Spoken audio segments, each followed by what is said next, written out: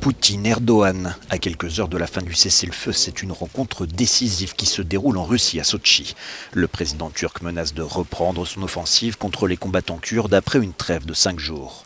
Peu avant de quitter Ankara, il a affirmé que 1300 d'entre eux se trouvaient toujours dans la zone de sécurité, une ligne rouge pour la Turquie. Notre administration suit de très près la situation sur le terrain. Si les promesses faites par l'Amérique ne sont pas tenues, nous poursuivrons notre opération là où elle s'est arrêtée, cette fois avec une détermination bien plus grande. Lancée le 9 octobre, l'offensive turque a permis à ses soldats de pousser leur avantage dans les zones au nord-ouest de la Syrie.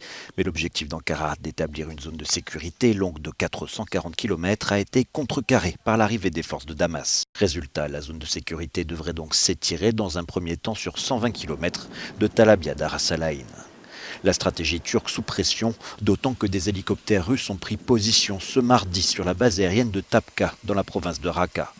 Une infrastructure stratégique reprise par Damas il y a une semaine, pour la première fois depuis 2014. À grands coups d'images de propagande, Bachar al-Assad marque son retour en force. Il était aux côtés de ses troupes à Idlib, province contrôlée par des rebelles et des djihadistes que le régime syrien entend reprendre. Chacun tente désormais de pousser son avantage dans le nord de la Syrie, une partie d'échec mortelle. Selon l'Observatoire syrien des droits de l'homme, 250 combattants kurdes et près de 120 civils auraient été tués depuis le début de l'offensive.